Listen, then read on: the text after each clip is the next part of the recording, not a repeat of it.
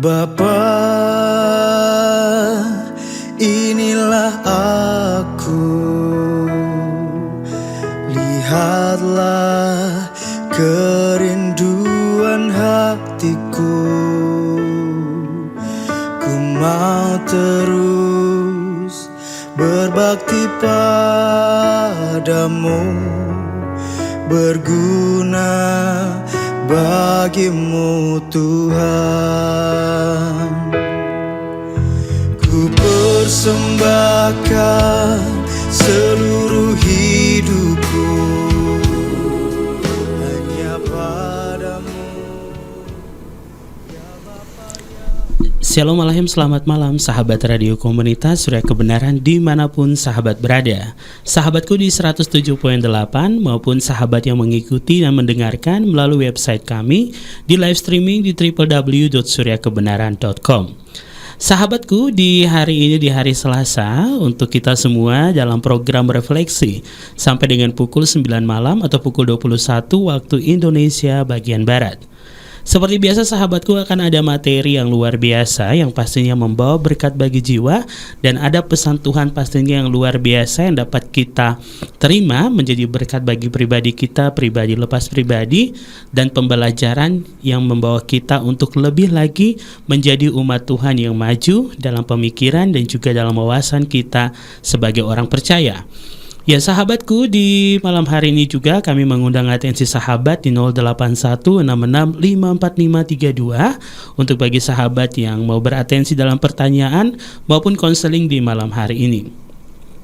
Ya, seperti flyer yang sudah kami bagikan ke sahabat melalui WhatsApp dan juga melalui sosial media kami, di malam hari ini sudah hadir bersama dengan kita, sahabatku, ya, bersama dengan Rio di studio dari lantai 2 Gereja Pemulihan Firman di Jalan Dr. Cipto nomor 120 Ambarawa. Dari studio Radio Surya Kebenaran, tepatnya sahabatku, sudah bersama dengan kita di malam hari ini Bapak Gembala Dr. Yakub Sulistyo STHMA. Shalom Aleika, selamat malam Didi. Aleika shalom Rio, Aleika shalom sahabat Surya Kebenaran dimanapun berada. Yes, apa kabar nih Det? Kabarnya haleluya, dahsyat, luar biasa. Wow. Ya sahabat, demikian juga untuk sahabat semua dalam keadaan yang dahsyat dan luar biasa. Iya, bagi sahabat dari setiap kota, kabupaten, provinsi lainnya di kepulauan di Indonesia, dan juga sahabat yang ada di negara lainnya. Baiklah sahabatku, di malam hari ini dengan judul yang luar biasa, ini tentang fenomena. Iya, jadi ini tentang fenomena apa nih, Det? Fenomena mengekor. Ya, fenomena mengekor ya. Ini saya juga bingung nih Dedi, ketika Dedi kasih judul ini fenomena mengekor nih, ini maksudnya apa ini? Ini maksudnya apa?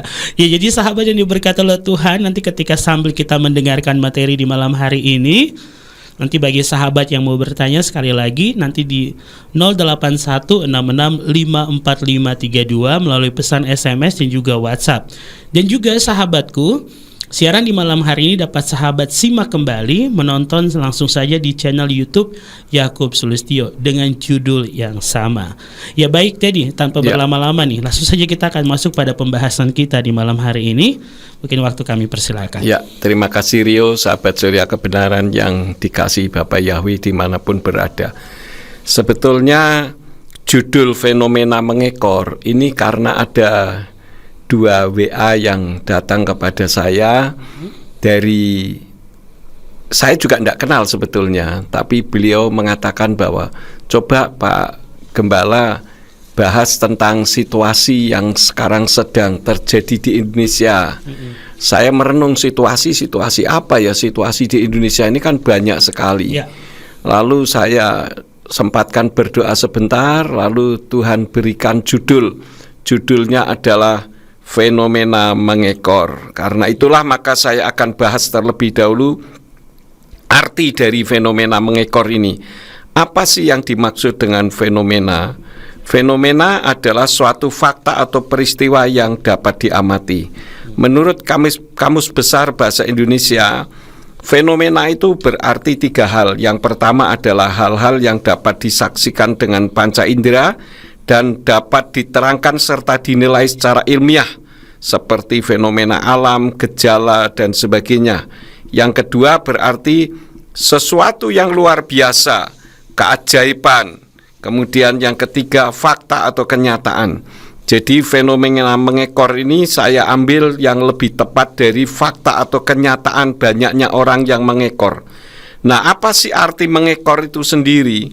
Menurut Kamus Besar Bahasa Indonesia, secara etimologi mengekor itu juga memiliki 3 makna.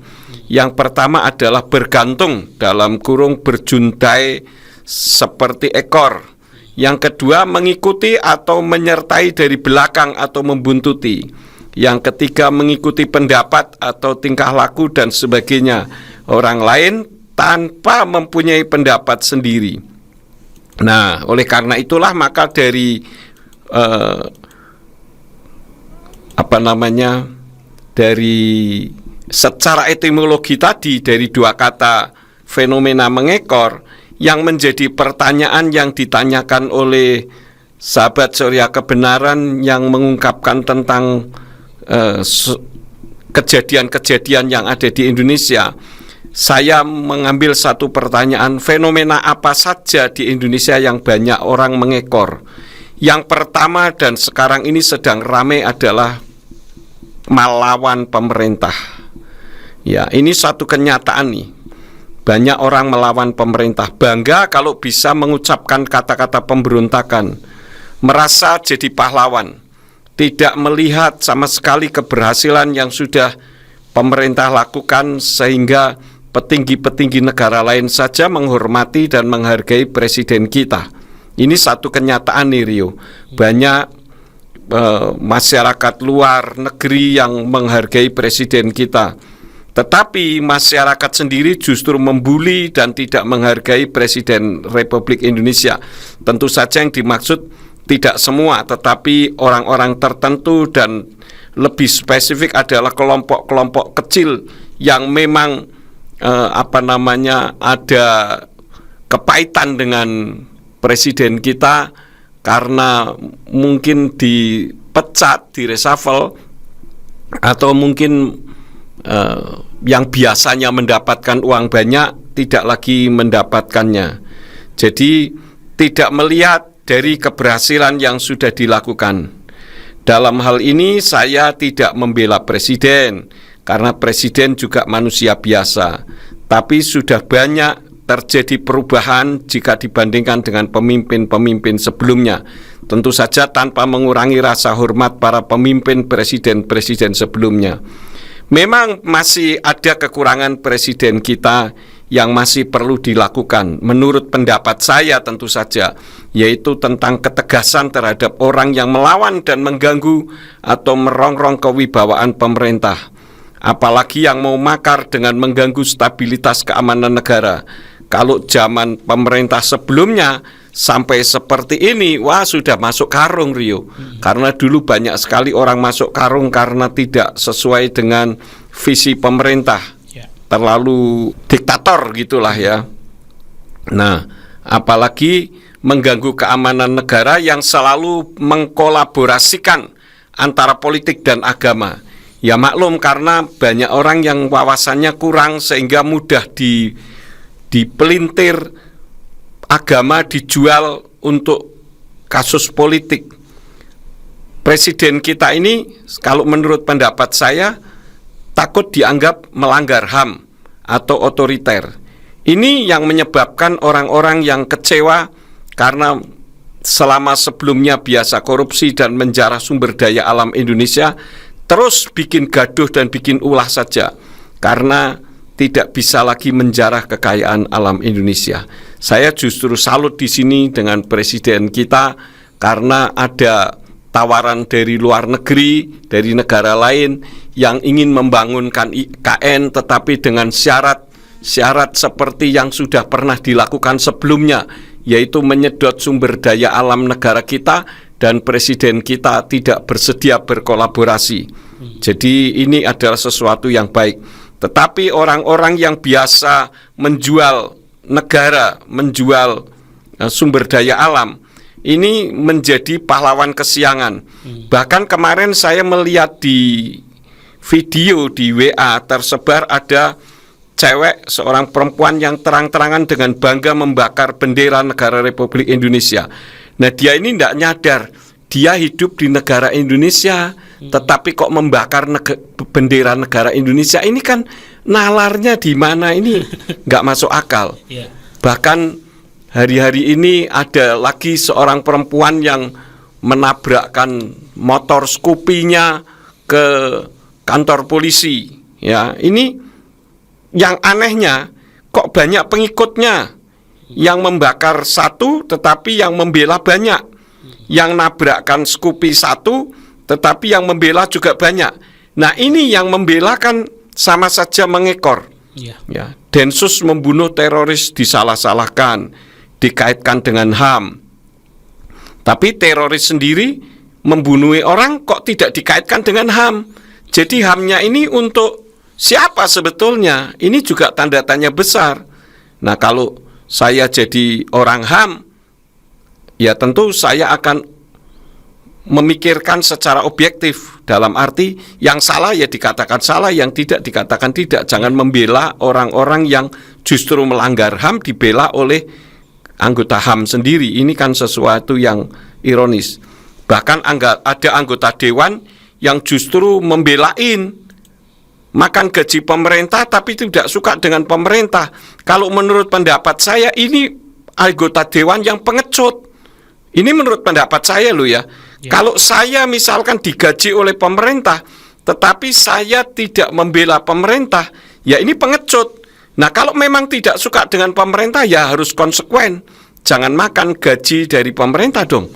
Bila perlu keluar dari anggota dewan atau langsung jadi oposan begitu. Jadi oposannya ini secara terang-terangan, jangan jadi kayak kucing dalam karung, bikin gaduh terus-menerus gitu. Itu fenomena mengekor yang pertama, yaitu tentang orang-orang yang merongrong kewibawaan pemerintah. Yang kedua adalah flexing. Untuk flexing ini kemarin hari Minggu sudah disampaikan, hari Minggu atau hari apa itu ya, sudah disampaikan oleh Bapak Simeon Sulistyo. Pas RF Sabat. Pas RF Sabat ya. Nah, ini juga saya sudah mengungkapkan di sini, yaitu orang-orang yang pamer kemewahan dengan kekayaan rumah, mobil, ATM dan sebagainya. Ibu-ibu anggota dewan itu pernah saya melihat di YouTube mejeng menggunakan pamer tas Hermes. Padahal tas Hermes ini harganya ratusan juta. Nah, ini hati nuraninya itu di mana? Ini loh Rio yang betul-betul tidak masuk akal di dalam pikiran saya. Sementara mereka ini adalah istri anggota dewan, bukan anggota dewan loh ya, istri. Tapi pamer tas Hermes harganya ratusan juta. Setahu saya tas Hermes itu ada yang harganya 300 juta, 400 juta. Lah kalau saya sih memang kalau jalan menggunakan itu apa kelebihannya apa sih gitu loh. Ya, karena saya tidak memikirkan tentang prestisnya tetapi kegunaannya.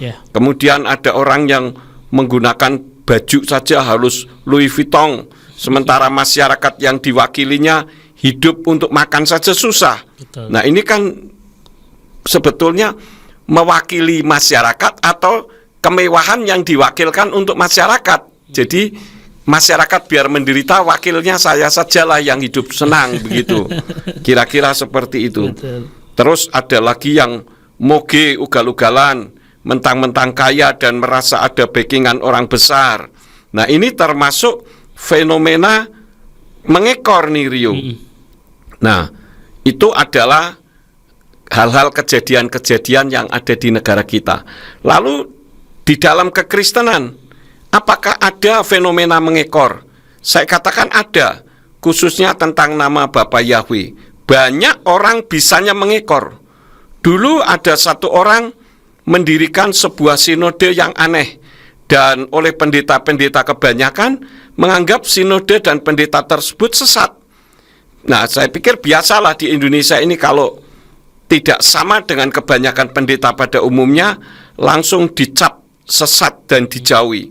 Namun dengan munculnya nama Yahweh, karena tidak dimengerti oleh mereka, maka mereka menjadikan pendeta yang mendirikan sinode dan yang dianggap sesat tadi karena pemahamannya tentang Yahweh itu sama, maka pendeta tersebut sekarang dijadikan acuan kebenaran. Kan aneh ini. Jadi saya pikir ini sama dengan organisasi politik saja. Syarat dengan kepentingan. Jika sepaham dirangkul, sedang yang tidak sepaham ya dirajam. Itu sudah biasa di dalam dunia politik. Nah, rupanya dunia politik ini juga sudah masuk di dalam dunia kekristenan nih, Rio, ya. Terbukti ada orang yang saya kenal juga tidak loh, Rio. Saya tidak kenal, tetapi kok orang begitu bencinya luar biasa, geteng-geteng terhadap saya. Nah, ini kan aneh. Nah, kalau misalkan kok saya dibenci, apanya yang dibenci? Wong saya pernah dialog juga tidak, kenal juga tidak. Kalau katakanlah mungkin beda pendapat. Nah, beda pendapat kan biasa, itu orang yang intelektual kan seperti itu. Beda pendapat kan bukan berarti musuh. Ya, kita masih ada di koridor Negara Kesatuan Republik Indonesia. Bagi saya beda pendapat tidak masalah. Wong ada orang yang menghina Yahweh juga saya tidak memusuhi kok. Terserah saja, itu kan pendapat seseorang. Tinggal nanti dilihat saja. Kalau sudah pada mati bareng-bareng, nah nanti ketemunya siapa kan gampang, ya toh. Kalau saya sih kembali ke firman. Banyak orang mengatakan back to the Bible, tetapi hanya slogan saja. Buktinya kalau ditanya Yahweh itu siapa? Menurut inskripsi, menurut Kristen Arab, menurut ini, menurut itu, kan begitu. Jadi tidak back to the Bible. Nah, oleh karena itulah maka fenomena mengekor ini jangan sampai ada di dalam kehidupan kita. Kenapa? Karena Tuhan memanggil kita bukan untuk mengekor, Rio. Artinya untuk memimpin orang lain untuk kemuliaan Bapa Yahweh. Amin. Karena di dalam Ulangan pasal 28 ayat yang ke-13 dari Indonesian Literal Translation dikatakan, dan Yahweh akan membuat engkau menjadi kepala dan bukan ekor. Engkau akan tetap naik dan tidak akan turun. Ketika engkau mendengarkan perintah Yahweh Elohimmu yang aku perintahkan kepadamu pada hari ini untuk memegangnya dan melakukannya. Jadi ada orang tanya kepada saya, Pak, kalau begitu mengekor boleh enggak? Saya katakan boleh saja. Mengekor itu boleh, tetapi mengekor yang baik, bukan mengekor yang negatif. Betul. Di dalam kitab suci juga ada orang yang mengekor tetapi mengekor baik. Contohnya siapa? Barak itu mengekor Deborah. Saya akan baca ayatnya supaya lebih jelas dari Hakim-Hakim pasal 4 ayat 1 sampai 9. Sebetulnya 2 ayat saja sudah bisa, tetapi supaya lebih jelas dari jalan ceritanya, saya ambil dari ayat 1 sampai 9 yang demikian bunyinya. Kemudian Bani Israel melakukan lagi yang jahat di mata Yahweh sesudah Ehud mati. Lalu Yahweh menyerahkan mereka ke dalam tangan Yabin Raja Kanaan yang memerintah di Hazor, dan panglima tentaranya adalah Sisera yang tinggal di Haroset Hagoyim. Dan Bani Israel berseru kepada Yahweh karena dia mempunyai 900 kereta perang yang terbuat dari besi, dan dia menindas Bani Israel dengan keras selama 20 tahun. Dan Deborah istri Lapidot adalah seorang nabiah yang memerintah sebagai hakim atas orang Israel pada waktu itu. Dan dia tinggal di bawah pohon palem Deborah antara Rama dan Betel di pegunungan Efraim. Lalu Bani Israel mendatangi dia untuk penghakiman, dan dia menyuruh memanggil Barak anak Abinoam dari Kades di daerah Naftali, dan berkata kepadanya, tidakkah Yahweh Elohim telah memerintahkan, pergilah dan bergeraklah menuju gunung Tabor, dan bawalah 10.000 orang keturunan Naftali dan keturunan Zebulon bersama-sama denganmu. Dan aku akan menggerakkan Sisera panglima tentara Yabin, kereta-keretanya dan pasukan-pasukannya kepadamu di sungai Kison. Aku akan menyerahkan dia ke dalam tanganmu. Nah, ini yang kita garis bawahi tentang fenomena mengekor yang ada di dalam kitab suci. Di ayat selanjutnya dikatakan, lalu Barak berkata kepadanya, jika engkau pergi bersamaku, maka aku akan pergi. Jika engkau tidak pergi bersamaku, maka aku tidak akan pergi. Jadi ini pemimpin tetapi mengekor. Dan dia berkata, baiklah, aku akan pergi bersamamu, tetapi kehormatan tidak akan menyertaimu dalam perjalanan ini, karena Yahweh akan menyerahkan Sisera ke dalam tangan seorang wanita. Dan Deborah pun bangkit dan pergi bersama Barak ke Kades. Jadi ini adalah satu contoh bahwa mengekor itu juga boleh, Rio. Jadi bukan semata-mata karena judulnya pada malam hari ini adalah fenomena mengekor, artinya tidak boleh mengekor. Ya memang yang selama ini terjadi adalah orang mengekor, tetapi mengekor yang negatif. Betul. Contohnya tadi flexing, orang banyak ikut-ikutan flexing, pamer. Ya, padahal seperti yang Pak Simeon katakan, kalau dibandingkan dengan konglomerat Indonesia yang masuk 10 besar, nggak ada sekuku irengnya, nggak ada apa-apanya. Betul. Tapi merasa dengan punya uang puluhan miliar itu rasanya sudah kayak apa begitu, sudah kayak paling kaya sendiri di Indonesia. Padahal terhadap konglomerat tidak ada apa-apanya. Nah, oleh karena itulah maka fenomena mengekor ini bukan termasuk yang tadi. Jadi kita bisa saja mengekor, tetapi mengekor yang baik. Nah, untuk selanjutnya adalah yang menjadi pertanyaan kita, kenapa orang lebih suka mengekor? Nah, ini satu pertanyaan yang harus mendapatkan jawaban. Nah, untuk kenapa orang lebih suka mengekor, nanti saya akan bahas di sesi yang kedua saja, Rio, supaya lebih jelas. Begitu, Rio. Ya, sahabatku yang diberkati oleh Tuhan, ini sangat menarik ya, fenomena mengekor. Akhirnya kita tahu nih dan menemukan, oh ini toh pembahasannya. Ini sangat menarik ya sahabatku, dan ada mengekor yang hal negatif dan juga ada yang positif yang yang memang mendatangkan kebaikan bagi kehidupan kita. Ya, seperti kita sendiri, Rio. Ya. Kita ini sendiri kan sebetulnya mengekor. Betul. Mengekor siapa? Mengekor Yeshua HaMasiah. Yes, amin. Jadi apa yang Yeshua ajarkan kita lakukan itu mengekor, tetapi mengekor yang positif. Gitu. Ya, dari tadi juga mengambil contoh bagaimana Barak mengikuti Deborah kemana-mana ya, dan juga sama halnya ketika Ruth dan Naomi. Nah, itu juga ini ada hal yang sangat baik nih sahabat yang diberkati oleh Tuhan. Ya, mungkin Dedi dan juga sahabat yang ada di rumah, kita akan dengarkan lagu pujian terlebih dahulu.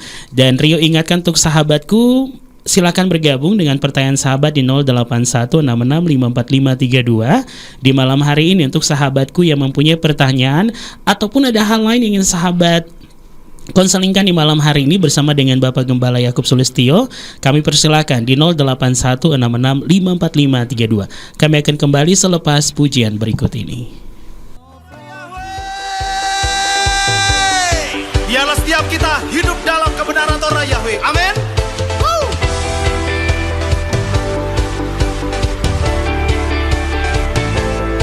Katakan, ku simpan firman-Mu dalam hatiku, agar hatiku tak melawan-Mu. Ajarlah aku jalan-jalan-Mu,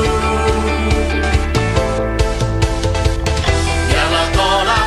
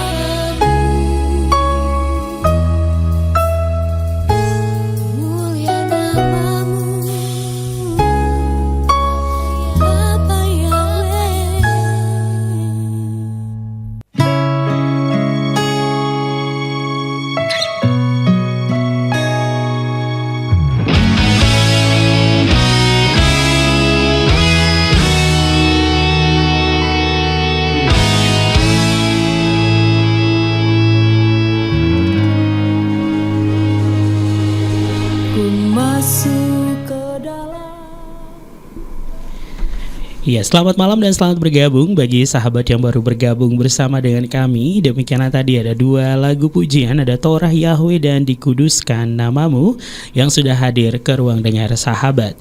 Untuk sahabatku di 107.8, kami ingatkan sahabatku siaran di malam hari dapat sahabat simak kembali atau nonton nih di channel YouTube Yakub Sulistyo dengan judul yang sama. Dan sahabatku jangan lupa untuk pertanyaan dan atensi di malam hari ini berupa pertanyaan dan konseling bisa sahabat kirimkan melalui pesan SMS maupun WhatsApp 0816654532. Ya baik Dedi, Ya. ini kita langsung masuk pada sesi yang kedua. Ya. Kenapa orang lebih suka mengekor? Ya. Silakan Ded. Ya, saya mendeteksi 4 hal saja.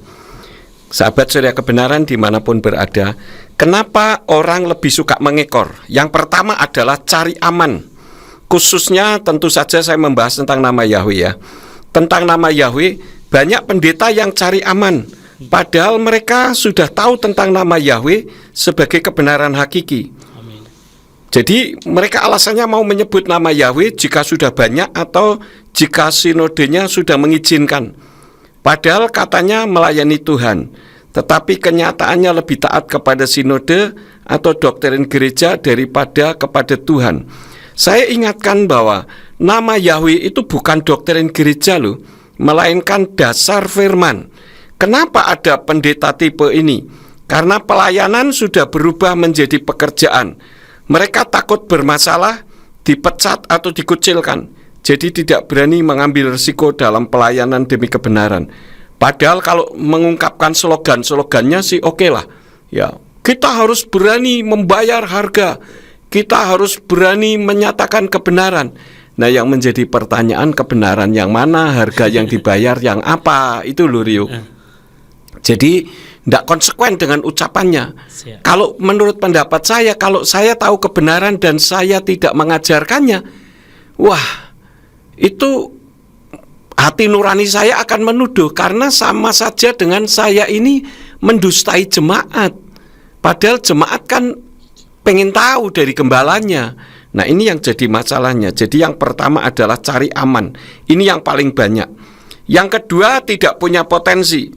Maka saya dengar ada orang yang pekerjaannya sebagai koordinator demo yang mampu menggerakkan ratusan orang atau ribuan orang, tergantung pesanannya.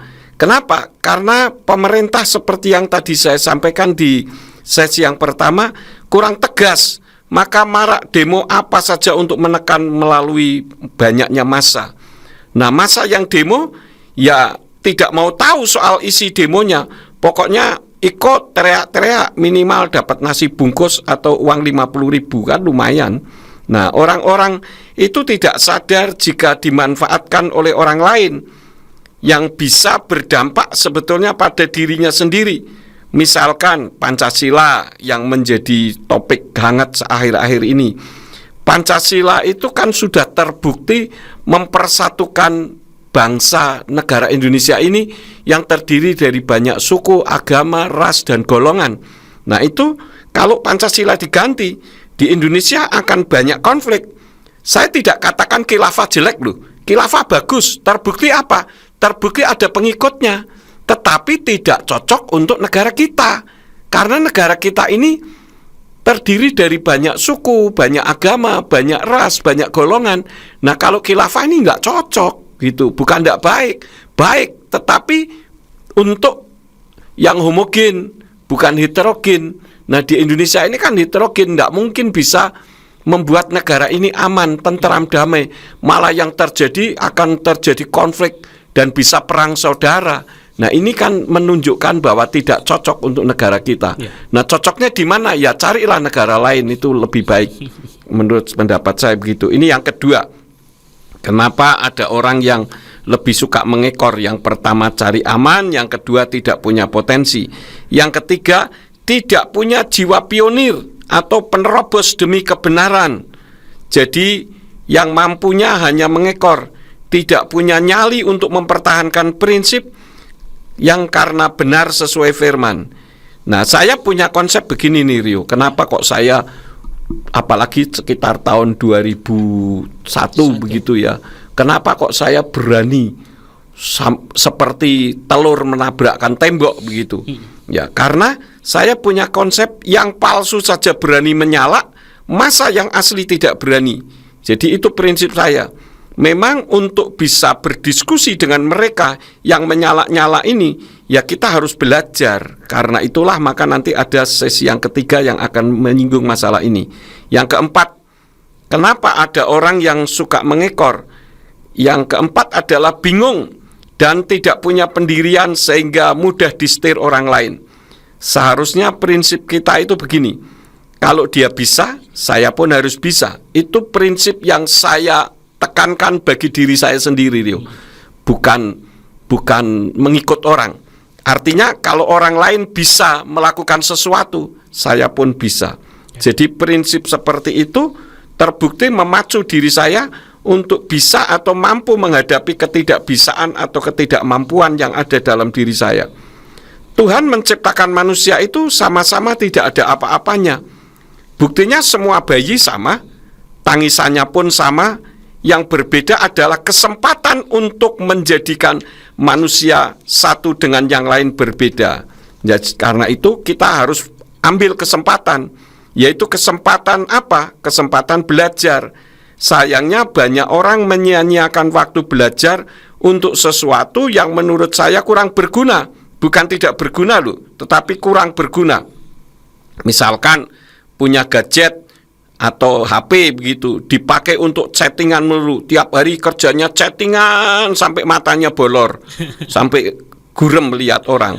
Main game online, nanti akhirnya kecanduan. Lalu cari uang bagaimana caranya supaya bisa nge-game online. Kemudian nonton YouTube yang tidak bermutu.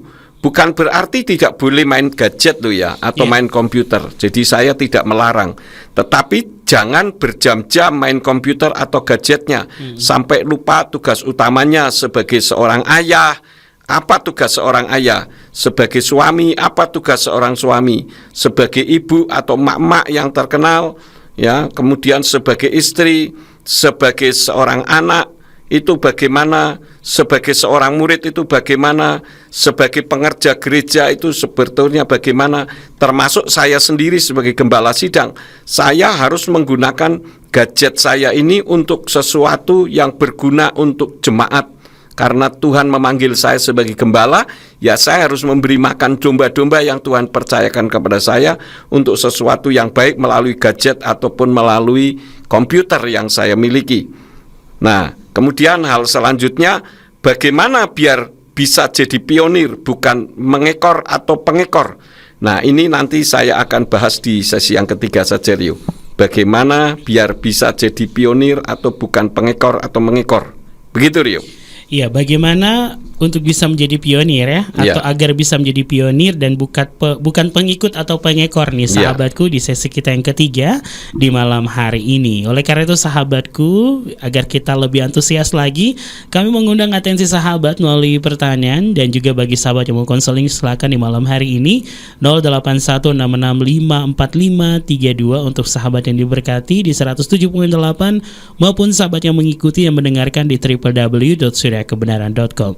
Jangan kemana-mana, kami akan kembali selepas lagu pujian berikut ini.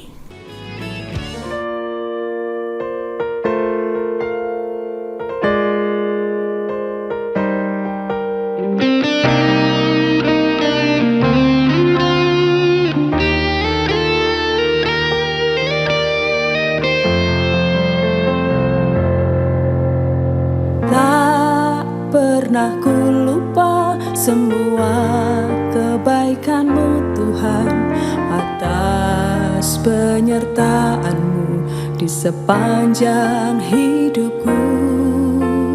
Meski terkadang berat jalan yang aku lalui, namun Kau selalu ada di setiap langkahku.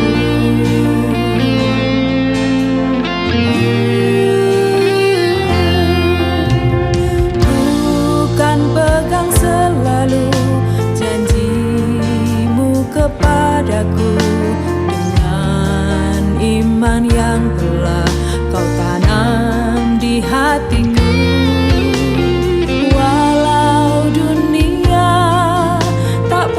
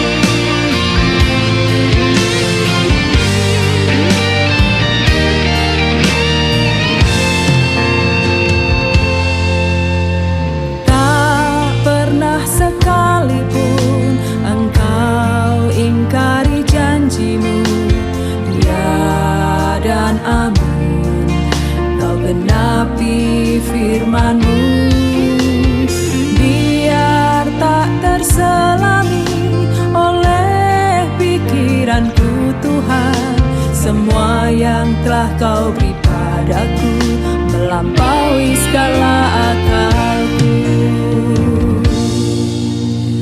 Tak pernah sekalipun kau ingkari janji. Rancanganmu indah tak terselami pikiranku.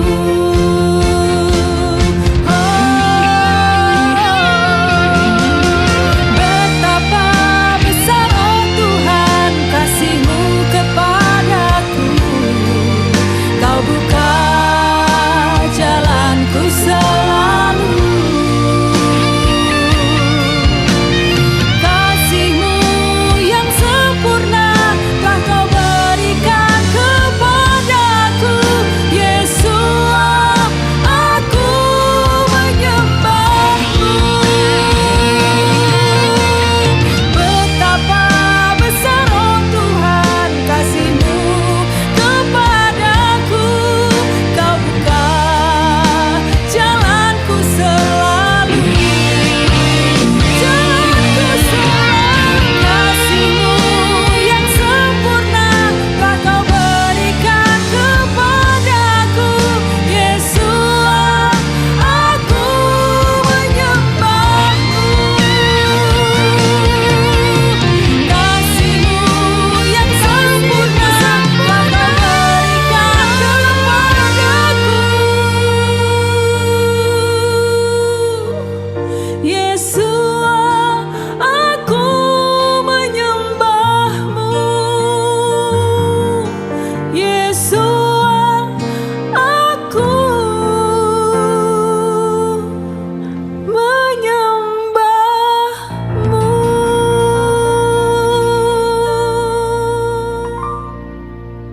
Haleluya. Bersama Yesua, apapun yang kita kerjakan pasti bisa, amin. Haleluya.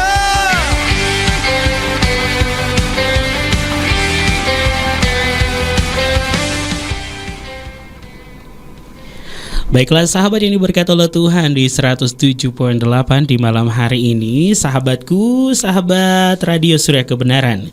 Untuk kita semua, baiklah, untuk atensi pertanyaan di malam ini langsung saja 0816654532. Iya, Dedi, kita Ya. sudah punya ada 3 penanya. Waduh, luar biasa. Oke, ini dari kota-kota yang berbeda. Iya.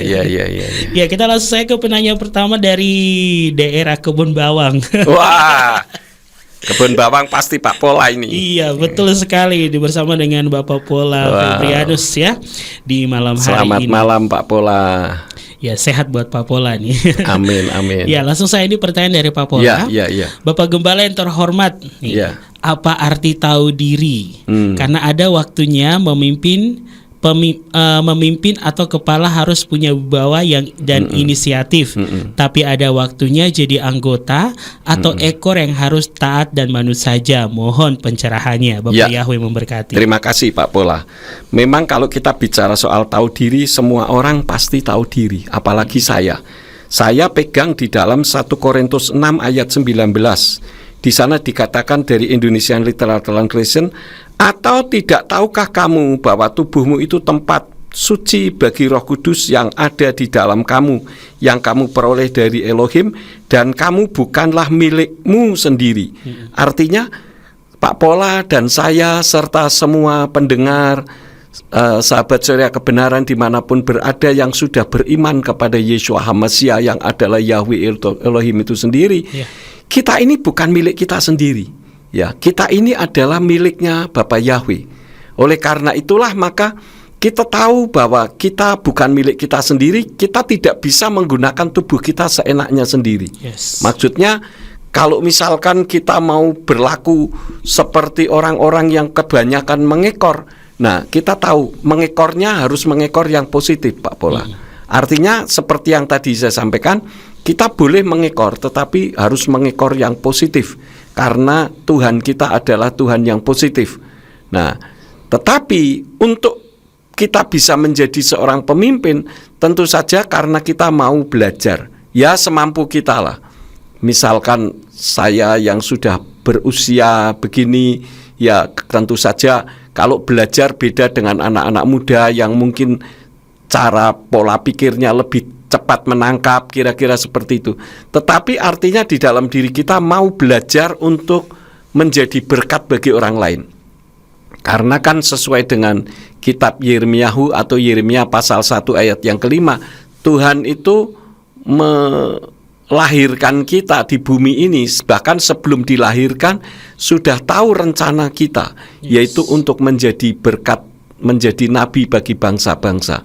Artinya kita menjadi seorang pemimpin, begitu. Jadi karena kita menyadari, tahu diri bahwa kita adalah bukan milik kita sendiri dan kita mungkin merasa kecil, begitu. Nah, apa yang harus kita lakukan untuk menjadi seorang pemimpin? Ya, kita belajar dengan semampu kita, ya. Saya melihat Pak Pola juga ikut batalion infanteri. Nah, ini termasuk salah satu di antaranya, begitu. Pak Pola selalu mendengarkan firman. Nah, ini artinya kita mau belajar, begitu. Itu bagus, Pak Pola. Betul. Tinggal dikembangkan saja sehingga kita tidak selalu mengikut orang, tetapi kita justru diikuti orang. Nah, biasanya kehidupan kita kan sudah bisa diikuti orang. Ya. Karena apa? Kita menjadi teladan, begitu. Begitu Pak Pola, terima kasih untuk pertanyaannya Pak Pola. Baik, terima kasih Dedi sudah menjawab pertanyaan dari Pak Pola di malam hari ini dari Kebun Bawang, ya, daerah Banyu Biru. Ya. Sehat selalu buat Pak Pola dan keluarga. Terima kasih. Amin. Ya baik Dedi, kita lanjutkan, ini ada pertanyaan selanjutnya dari Dokter Ayu. Baik, terima kasih Dokter Ayu, setia nih selalu bersama dengan kami. Selamat pagi Dokter Ayu. Shalom Pastor Yakub, shalom sahabat Radio Surya Kebenaran, dan shalom untuk Kak Rio. Selamat pagi kembali, sudah di Toronto. Waduh, apa kabar biasa. Pastor Yakub? Kabarnya haleluya, dahsyat luar biasa Dokter Ayu. Wow. Materi yang sangat menarik loh, kasih jempol ya. Langsung saya dengan pertanyaan saya Pastor. Berbicara tentang fenomena, saya pribadi sangat prihatin dengan fenomena minyak goreng yang hilang di pasaran Indonesia. Baik untuk pasar tradisional, pasar modern, dan pusat-pusat perbelanjaan akhir-akhir ini. Dan tiba-tiba ketika harga head dinaikkan oleh pemerintah mudah didapati. Nah, menurut Pastor, fenomena apa ini? Kenapa tidak terbuka saja kepada masyarakat kalau ingin menaikkan harga minyak goreng? Kenapa dibuat seakan-akan langkah dan muncul drama yang ada malah rakyat menghujat presiden? Memang presiden kita ini jadi bahan ujatan kesana sini Dokter Ayu. Ya, kenapa? Karena memang beliau betul-betul ingin mensejahterakan masyarakat. Tetapi saya yakin, saya memang tidak bisa membuktikan hitam atas putih tentang apa yang saya sampaikan. Tetapi ada orang-orang yang di dekat presiden yang selalu bermain. Ya. Dan kenapa kok fenomena minyak goreng langka? Kalau menurut pendapat saya, itu karena minyak gorengnya dijual ke luar negeri. Karena kalau dijual di luar negeri kan keuntungannya berlipat-lipat ganda. Nah, giliran pemerintah sudah jengah kemarin itu, sampai ada yang mengatakan kalau sampai tidak bisa memenuhi kuota Indonesia maka akan ada terdakwa, begitu. Lah, lalu orang jadi takut. Makanya saya bilang pemerintah itu harus tegas. Wong didukung rakyat kok tidak berani tegas. Untung saya bukan presidennya. Kalau saya presidennya, wah saya tegasin saja, macam-macam bikin ulah untuk mengganggu masyarakat Indonesia, saya sikat habis.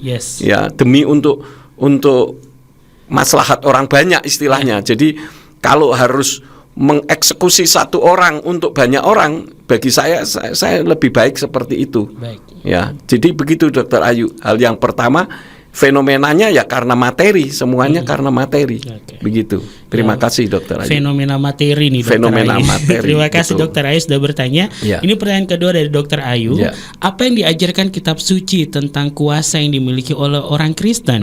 Dan ketika kita orang percaya menjalankan atau memanfaatkan kuasa itu, ada kelalaian di dalamnya, apakah itu sebuah kegagalan atau bagian dari rencana Tuhan? Ya, bisa kegagalan karena sudah berubah fungsi dari pelayanan jadi cari materi, begitu ya. Karena ujung-ujungnya selalu duit. Ya, kalau memang Tuhan memberikan otoritas, memberikan kuasa, ya kita dapat otoritas kan gratis. Ya kita berikan kepada orang gratis juga. Tidak harus muter-muter dan sebagainya sampai ujung-ujungnya ke masalah materi, begitu. Dan apakah ini rencana Tuhan? Tuhan tidak pernah merencanakan sebetulnya hal-hal yang negatif, tetapi karena ulah manusia. Karena ada orang yang awalnya itu pelayanan baik, Dr. Ayu, tetapi ujung-ujungnya jadi tidak baik.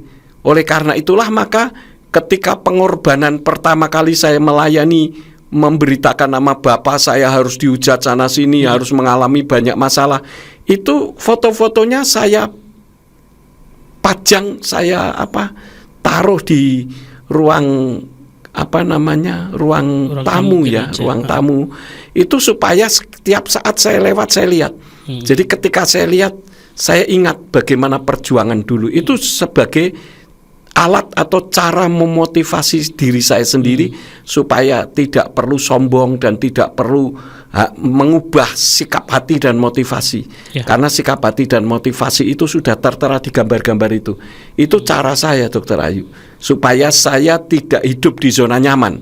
Karena saya takut kalau saya hidup di zona nyaman, saya jadi lupa tugas utama sebagai pemberita kebenaran. Begitu, Dr. Ayu. Baik, terima kasih Dedi sudah menjawab pertanyaan kedua dari Dr. Ayu. Ini pertanyaan ketiga. Ini minta pendapat pastor. Nah, mengapa semua agama tidak dapat hidup berdampingan dengan damai, khususnya di negara memiliki mayoritas agama? Serta saya sangat sangat tertarik statement Pastor Yakub yang berkata, kembalikanlah Allah kepada umatnya, karena kita umat Kristen memiliki Tuhan yaitu Yahweh. Jawabannya sederhana, karena memaksakan kehendak orang lain seperti kehendak dirinya. Artinya memakaikan orang lain bajunya. Jadi bajunya dipakaikan kepada orang lain dan dipaksakan untuk harus sama, begitu. Sebetulnya kalau setiap agama mengatakan yang terbaik, saya setuju. Tentu saja gereja yang Tuhan percayakan kepada saya juga katakan yang terbaik. Dan orang lain juga punya hak yang sama. Bukan hanya gereja, tapi agamanya juga menjadi agama yang terbaik. Bagi saya sah-sah saja dan boleh-boleh saja. Cuman yang tidak boleh adalah memaksakan kehendak orang lain harus sama seperti dirinya. Nah, ini yang justru menimbulkan konflik, begitu. Kalau untuk mengajarkan apa yang dianggap paling baik itu harus, ya, karena itu panggilan pelayanan.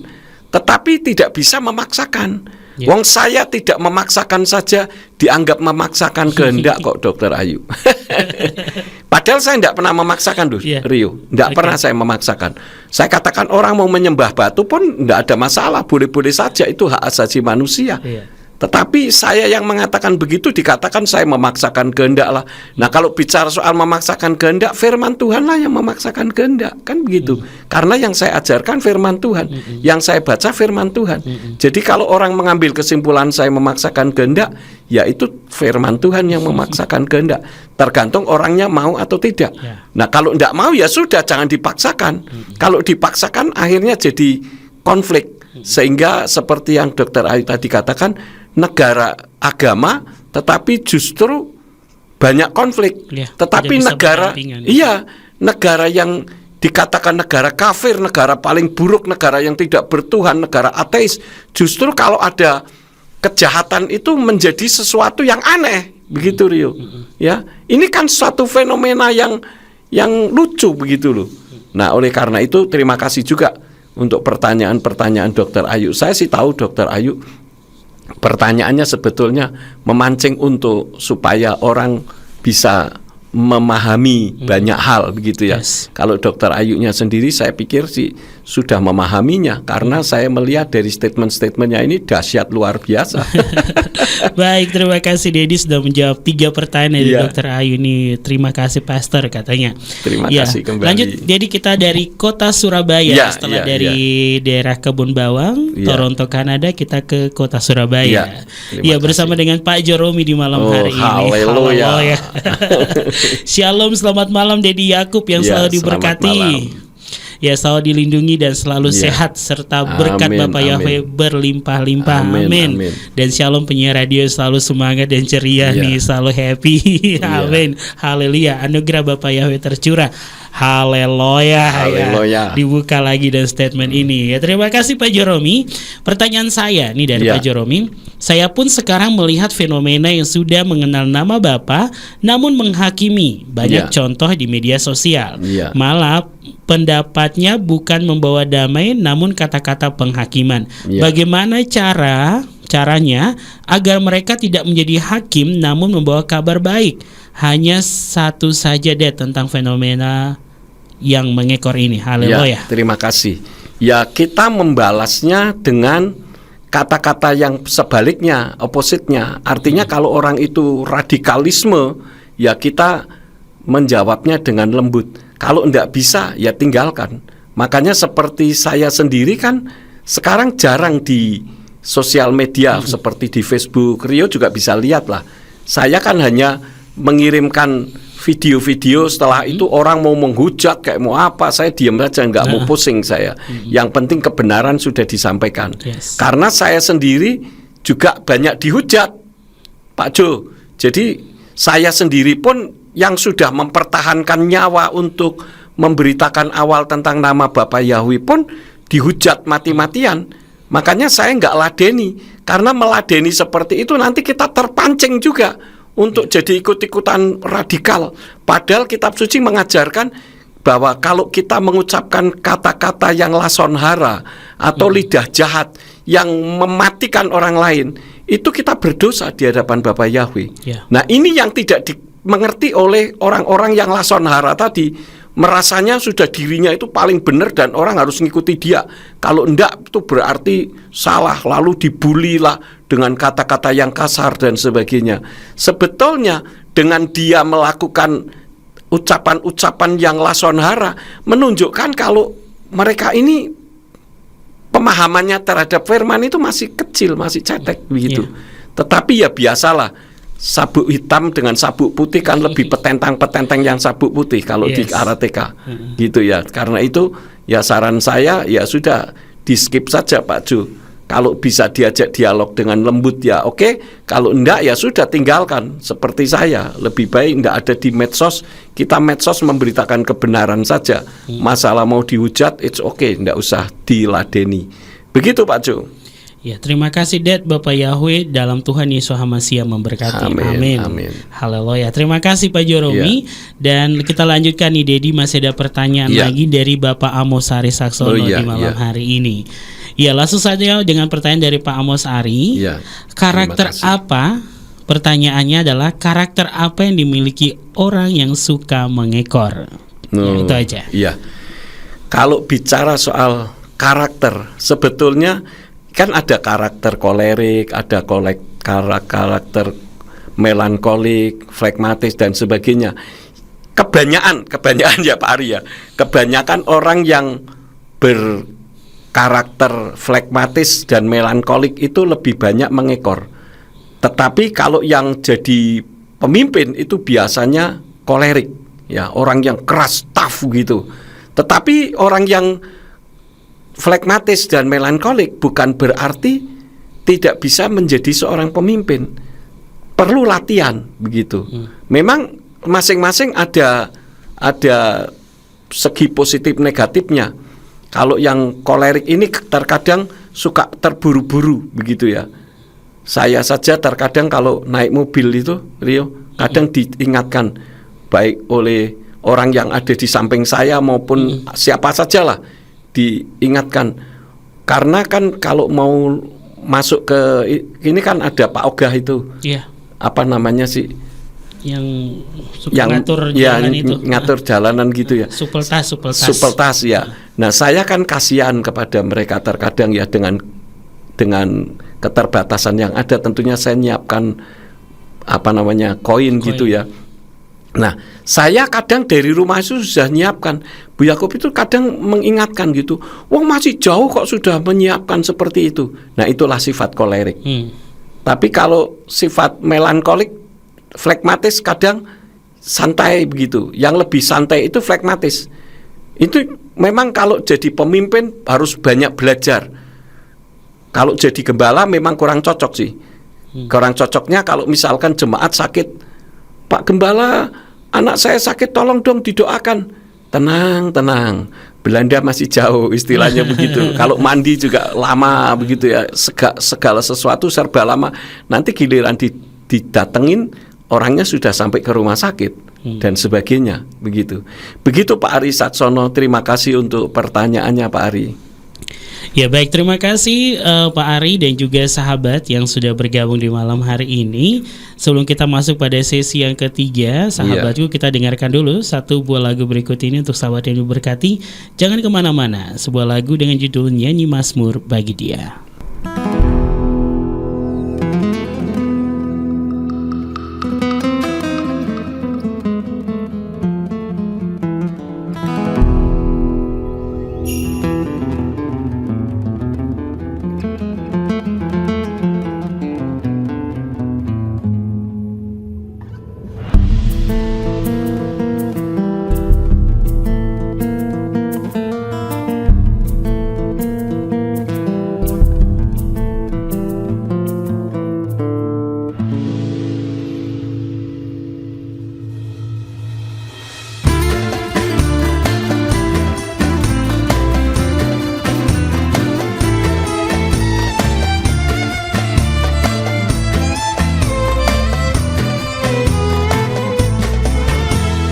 Nyanyi Mazmur bagi Dia, tinggikanlah namanya, Raja segala raja, pujilah Elohim Israel. Soraklah seluruh bumi bagi pencipta alam, Yahweh Sefot namanya, Yahweh Sefot namanya. Dia turun ke dunia, berfirman bagi kita, menyelamatkan umatnya. Dia Yeshua HaMashiach.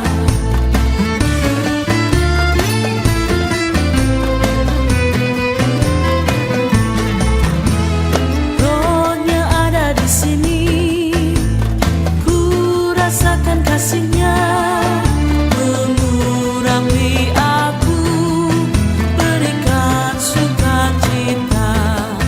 Soraklah seluruh bumi bagi pencipta alam, Yahweh Sefot namanya, Yahweh Sefot namanya, Yahweh Sefot namanya, Yahweh Sefot namanya, Yahweh Sefot namanya.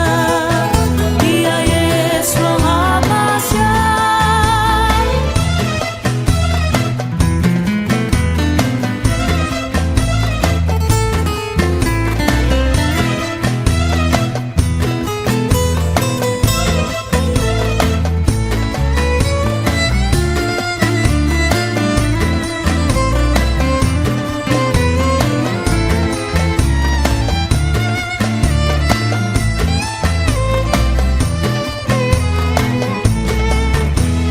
Praise and sing unto the Lord, lift him up and praise his name. He is King of all kings. Let us praise Elohim Israel. Serve his praise throughout all the earth, his creator of the world. Yahweh Sefot is his name, Yahweh Sefot is his name. He is coming to the earth to give his word to us.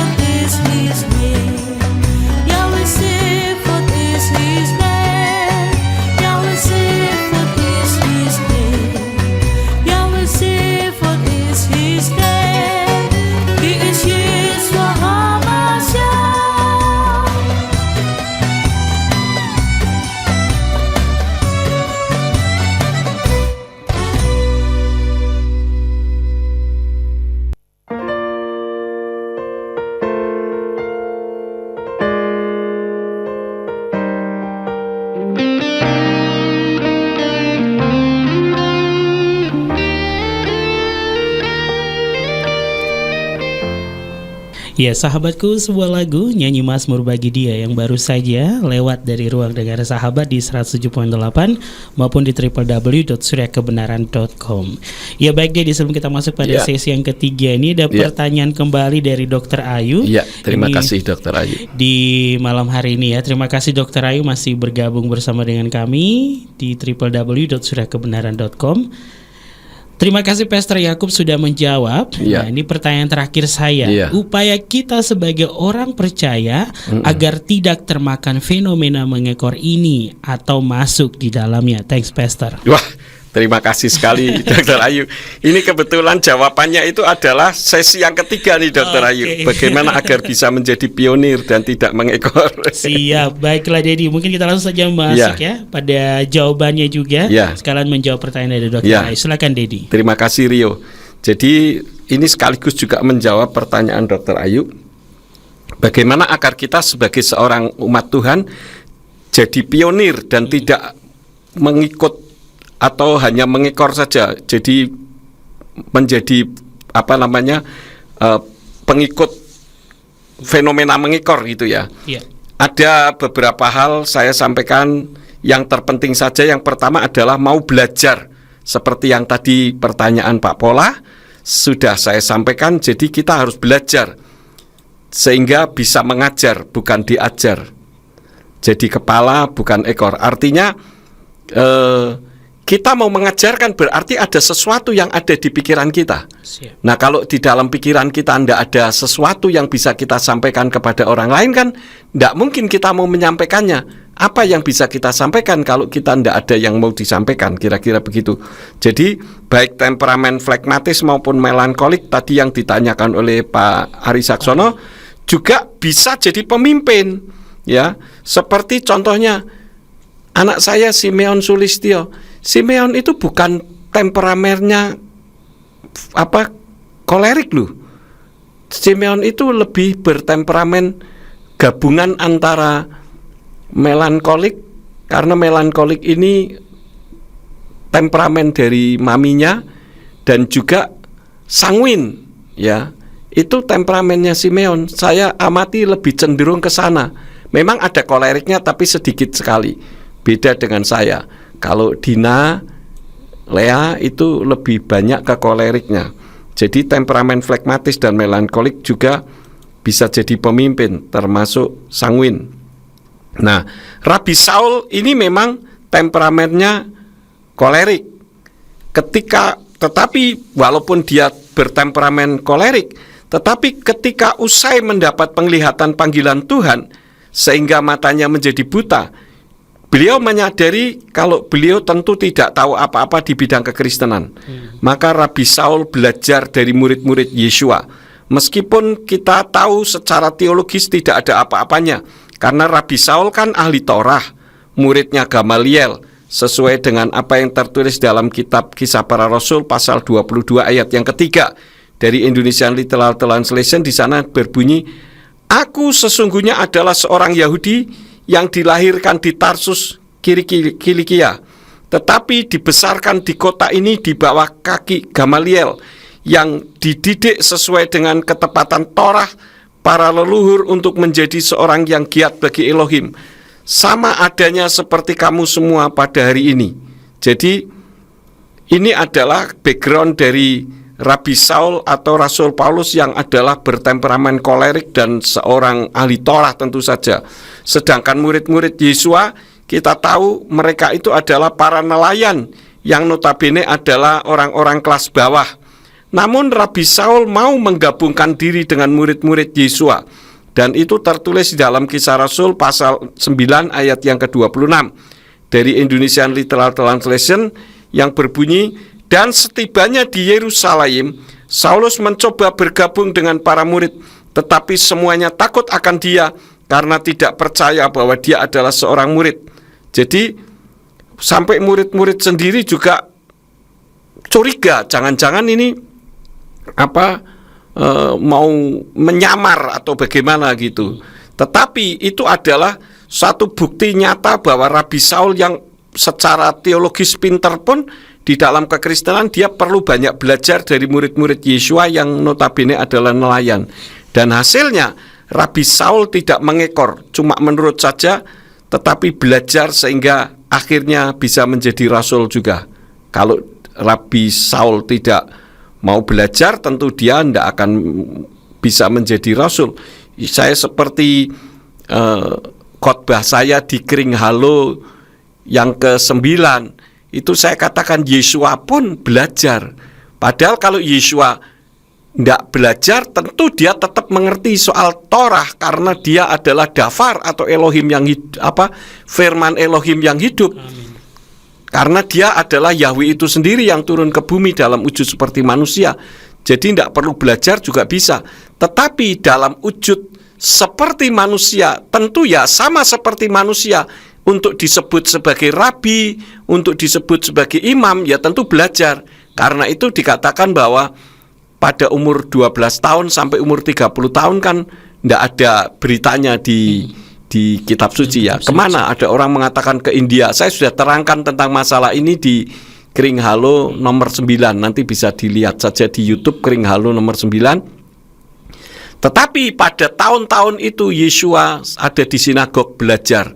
Karena itu pada saat Yesua dibawa oleh orang tuanya pada umur 12 tahun, itu adalah untuk acara bar mitzvah sebetulnya. Untuk mulai anak umur 12 tahun mulai memegang Torah untuk belajar begitu. Ya, jadi Yesua pun belajar. Kalau kita mau, ya kita belajar. Yang jadi masalahnya bukan bisa atau tidak bisa nih Rio, tetapi mau atau tidak mau. Ya. Kita tidak bisa, tapi kalau kita mau, kita akan diberi kemampuan oleh Tuhan. Amin. Itulah kehebatan Tuhan kita. Karena saya sendiri juga, saya tidak ada bau-bau pendeta. Keluarga saya semua dari leluhur-leluhur saya tidak ada yang jadi pendeta. Bahkan saya sendiri juga hidupnya amburadul dulu, tidak mau pergi ke gereja, tidak mau pergi ke tempat ibadah manapun, karena menikmati kehidupan. Jadi tidak tahu apa-apa. Tetapi karena saya dipanggil dan saya mau, maka Tuhan memberikan kemampuan. Jadi jangan kita katakan saya tidak mampu begitu. Nanti kita akan sampai ke sana. Itu yang pertama. Yang kedua, punya pendirian atau pendapat yang kuat sehingga tidak mudah diombang-ambingkan oleh input orang lain sehingga kita mengekor melulu. Di dalam Efesus 4 ayat yang ke-14, di dalam Indonesian Literal Translation dikatakan, sehingga kita tidak lagi menjadi kanak-kanak yang diombang-ambingkan dan digiring oleh berbagai angin pengajaran dengan tipu daya manusia dalam kelicikan dengan muslihat penyesatan. Jadi kalau kita belajar, kita jadi dewasa rohani, maka kita tidak akan ditipu oleh tipu daya manusia dan kelicikannya untuk menyesatkan kita. Lebih lanjut di dalam kitab Yakub 1 ayat yang ke-6 dari Indonesian Literal Translation dikatakan, namun biarlah dia meminta dengan iman, dengan tiada bimbang, karena orang yang bimbang, ia seperti ombak laut yang dikendalikan oleh angin dan diombang-ambing. Jadi kita ini harus tough gitu, tidak boleh bimbang atau ragu-ragu dengan iman kita secara khusus, ataupun pendapat yang kita adakan di dalam diri kita. Oleh karena itulah maka belajar itu penting, sehingga kalau orang ngomong kita, oh iya ya, yang benar yang mana ini, saya jadi bingung sendiri. Udahlah, nggak usah Tuhan-Tuhanan lah. Pada akhirnya seperti itu. Nah, karena itu kita harus menjadi orang yang dewasa rohani. Kenapa sih Tuhan memilih kita untuk jadi kepala bukan ekor?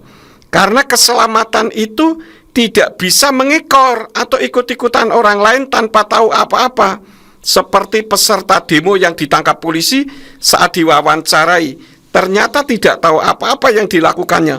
Pokoknya teriak-teriak sesuai arahan, dapat duit, dapat nasi bungkus, lumayan lah. Nah, keselamatan itu akibat pilihan Tuhan dan punya prinsip yang sejalan dengan firman Tuhan. Jadi pepatah Jawa yang mengatakan swarga nunut neraka katut, itu sebuah ungkapan untuk menjelaskan posisi istri terhadap suami dan tanggung jawab suami terhadap istri, di mana istri tinggal mengikut suami, karena bagi orang Jawa istri itu si garing nyowo atau belahannya jiwa. Itu memang tidak masalah bagi semacam kultur begitu ya. Tetapi untuk keselamatan itu beda, Rio. Karena untuk keselamatan untuk masuk surga itu pribadi lepas pribadi. Nah, ini sesi yang ketiga sekaligus juga menjawab pertanyaan dari Dr. Ayu tadi. Terima kasih, Bapak Yahwi memberkati Rio. Amin, haleluya. Sahabat yang diberkati oleh Tuhan dimanapun sahabat berada. Dan juga terima kasih Dedi atas paparannya yang luar biasa dahsyat untuk sesi kita yang ketiga, dan juga menjawab pertanyaan dari Dr. Ayu yang sudah bergabung di malam hari ini. Baik Dedi, ini ada pertanyaan ya dari penanya terakhir kita di malam hari ini. Ini dari Surabaya bersama dengan Gurnadi dari Surabaya. Shalom Pak Yakub dan Mas Rio, kiranya dalam lindungan Bapak Yahweh selalu. Amin. Shalom buat Gurnadi di Surabaya. Pak, tadi siang saya ditanya orang seperti ini. Dalam ajaran agama, seseorang dilarang membunuh. Lah bagaimana dengan orang yang bertugas atau bekerja sebagai tentara atau prajurit, atau bahkan di negara tertentu ada sebagai profesi algojo? Bukankah profesi-profesi itu sudah pasti kebanyakan untuk membunuh orang? Lah seharusnya kan orang yang bekerja dengan profesi ini jika meninggal tidak bisa masuk ke surga kan? Kalau tidak berarti Tuhan itu pelin-pelan. Seperti itu Pak, kira-kira pertanyaan orang itu. Mohon bantu jawab. Sekalian mohon nanti acara ditutup dalam doa. Terima kasih. Terima kasih Gunardi. Ya, kalau sudah tahu algojo itu tukang bunuh orang, ya jangan jadi algojo lah. Nah, kalau tentara ini kan sebetulnya tidak harus membunuh. Perang itu tidak harus membunuh loh, Gunardi, jangan salah. Karena kalau perang itu sebetulnya yang dihancurkan apanya? Yang dihancurkan adalah peralatan perangnya dan infrastrukturnya. Intinya itu sebetulnya. Makanya seperti kemarin kasus perang Ukraina dengan Rusia, kan pada saat Rusia mau menghancurkan kan Rusia memberitahu dulu supaya orang-orang yang ada di Ukraina suruh keluar dulu karena akan dibom begitu. Nah, yang jadi masalahnya kalau orangnya tidak mau keluar, bahkan malah jadi benteng hidup, ya itu keliru begitu. Resiko dong. Resiko. Jadi tentara ya tidak masalah asal jangan yang dibunuh orang, yang dihancurkan itu infrastrukturnya. Karena kalau infrastrukturnya hancur, misalkan peralatan perangnya hancur, kan menyerah, nggak perlu harus membunuh orangnya. Begitu Gunardi. Iya, dan juga terkadang senjata itu kan untuk melemahkan lawan. Tapi kadang ketika mau ditembak kaki malah lawannya tunduk kena kepala gitu kan. Nah, tapi intinya kita ya bukan membunuh sebagai hal yang paling utama begitu ya. Karena juga kalau misalkan tidak ada tentara, ya negara juga bisa dijajah sama orang yang anti Tuhan kan bisa. Ya seperti contohnya kasus kejadian yang ada di Ambon begitu. Kalau orang-orang Kristen di Ambon tidak memegang senjata, ya Kristen di Ambon habis begitu. Jadi ini memang sesuatu yang ya gimana ya, suatu realitas lah. Namanya juga dalam masa perang begitu.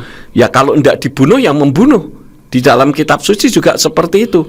Kan dulu pada saat bangsa Israel dalam perjalanan menuju ke Kanaan kan melewati beberapa wilayah orang. Nah, karena memang hukumnya kalau tidak membunuh ya dibunuh gitu. Betul. Tetapi kan selalu tidak membunuh lebih dulu begitu. Jadi hanya sebagai pembelaan diri. Ya kecuali kalau tidak ada apa-apa kemudian kita membunuh dengan kebencian, nah itu lain perkara.